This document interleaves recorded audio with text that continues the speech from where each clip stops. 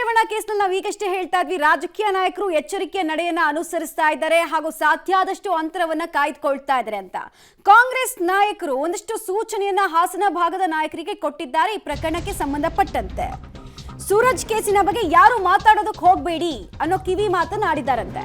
ಹಾಸನ ಕಾಂಗ್ರೆಸ್ ನಾಯಕರಿಗೆ ಈ ಸಂದೇಶವನ್ನ ರಾಜ್ಯ ಕಾಂಗ್ರೆಸ್ ನಾಯಕರು ರವಾನಿಸಿದ್ದಾರೆ. ರಾಜ್ಯದಲ್ಲೂ ಯಾವ ಕಾಂಗ್ರೆಸ್ ನಾಯಕರು ಮಾತನಾಡದಂತೆ ಸಂದೇಶ ಹೋಗಿದೆ. ಪ್ರಜ್ವಲ್ ಕೇಸ್ನಲ್ಲಿ ಆದಂತಹ ರಾಜಕೀಯ ತಿರುವು ಹಾಗೂ ನಷ್ಟ ಇಲ್ಲಿ ಆಗೋದು ಬೇಡ.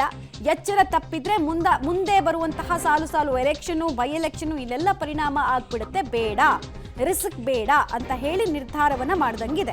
ವಿಶೇಷವಾಗಿ ಹಾಸನ ನಾಯಕರು ಸಂಪೂರ್ಣವಾಗಿ ಡಿಸ್ಟೆನ್ಸ್ ಅನ್ನ ಮೇಂಟೈನ್ ಮಾಡಿ ಸಾಧ್ಯ ಆದ್ರೆ ಮೌನ ವ್ರತಕ್ಕೆ ಒಂದಷ್ಟು ದಿನ ಶರಣಾಗಿ ಅಂತ ಹೇಳ್ಬಿಟ್ಟು ಒಂದು ಸೂಕ್ಷ್ಮವಾದಂತಹ ಸಂದೇಶವನ್ನ ಕೂಡ ಪ್ರಮುಖ ನಾಯಕರಿಗೆ ರವಾನಿಸಲಾಗಿದೆ.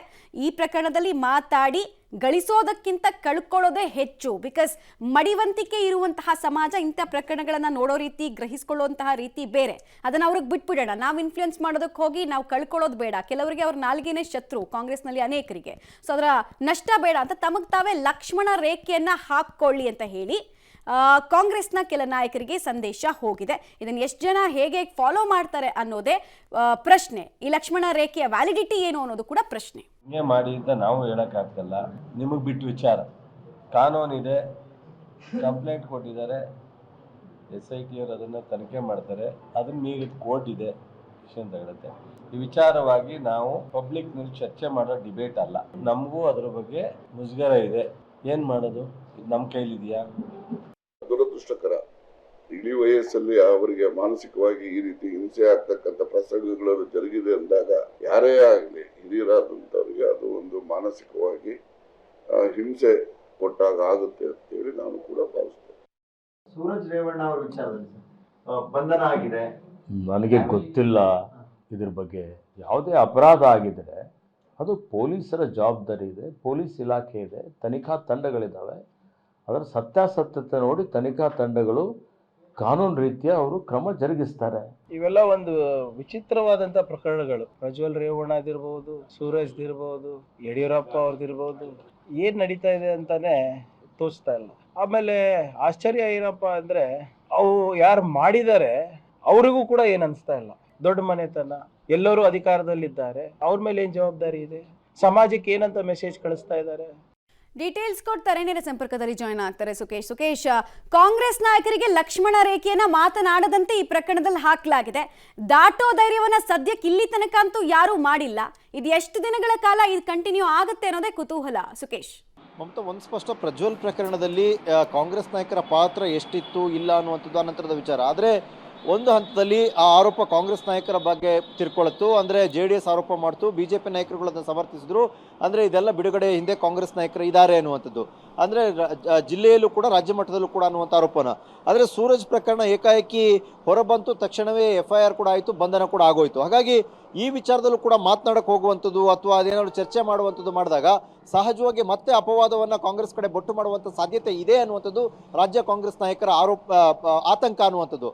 ಹಾಗಾಗಿ ಹಾಸನ ಜಿಲ್ಲಾ ನಾಯಕರುಗಳಿಗೊಂದಷ್ಟು ಸೂಚನೆಗಳನ್ನು ಕೂಡ ಕೊಟ್ಟಿದ್ದಾರೆ ಅನ್ನುವಂಥದ್ದು. ಈ ವಿಚಾರದಲ್ಲಿ ಯಾರು ಏನು ಮಾತಾಡೋಕೆ ಹೋಗಬೇಡಿ, ಹೇಗಿದ್ರು ಅದ್ರ ಪಾಡಿಗೆ ಅದು ಕಂಪ್ಲೇಂಟ್ ಆಗಿದೆ, FIR ಆಗಿದೆ, ತನಿಖೆ ನಡೀತಾ ಇದೆ, ಅವ್ರ ಬಂಧನವೂ ಕೂಡ ಆಗೋಗಿದೆ. ಹಾಗಾಗಿ ಅದಕ್ಕೂ ನಮಗೂ ಯಾವುದೇ ರೀತಿ ಸಂಬಂಧ ಇಲ್ಲ ಅನ್ನುವಂಥ ರೀತಿಯಲ್ಲಿ ಒಂದು ಅಂತರವನ್ನು ಕಾಯ್ದುಕೊಳ್ಳಿ ಅನ್ನುವಂಥ ಸೂಚನೆಯನ್ನು ಕೊಡಿ. ಮುಂದೆ ರಾಜಕೀಯವಾಗಿ ಬಂದಾಗ ಆರೋಪ ಪ್ರತ್ಯಾರೋಪ ಏನು ಬೇಕಾದ್ರೂ ಬರ್ಬೋದು ಅಥವಾ ಚರ್ಚೆ ಆಗ್ಬೋದು ಚುನಾವಣೆಗಳಲ್ಲಿ, ಬೇರೆ ಬೇರೆ ಸಂದರ್ಭದಲ್ಲಿ. ಈ ಒಂದು ತನಿಖೆ ನಡೆಯುವ ಹಂತದಲ್ಲಿ ಮಾತ್ರ ಯಾರು ಕೂಡ ಮಧ್ಯಪ್ರವೇಶ ಮಾಡಬೇಡಿ, ಮಾತಾಡಬೇಡಿ ಅನ್ನುವಂಥ ಕಟ್ಟುನಿಟ್ಟಿನ ಸೂಚನೆ ಕೊಟ್ಟಿರುವಂಥ ಮಾಹಿತಿ ಕೂಡ ಸಿಗ್ತಾ ಇದೆ. ಮಮತಾ, ರೈಟ್, ಧನ್ಯವಾದ ಸುಕೇಶ್ ನಮ್ಮೆಲ್ಲ ಮಾಹಿತಿಗಾಗಿ.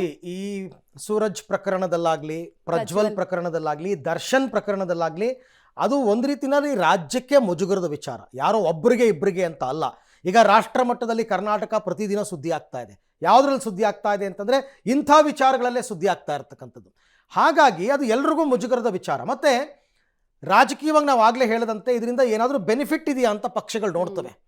ಸೂರಜ್ ವಿರುದ್ಧನೂ ಏನೋ ಒಂದಷ್ಟು ಮುಗಿಬಿದ್ದು ಮಾತನಾಡ್ಬೋದಾಗಿತ್ತು ಕಾಂಗ್ರೆಸ್ನವರು. ಬಟ್ ಈಗೇನು ಪ್ರಯೋಜನ?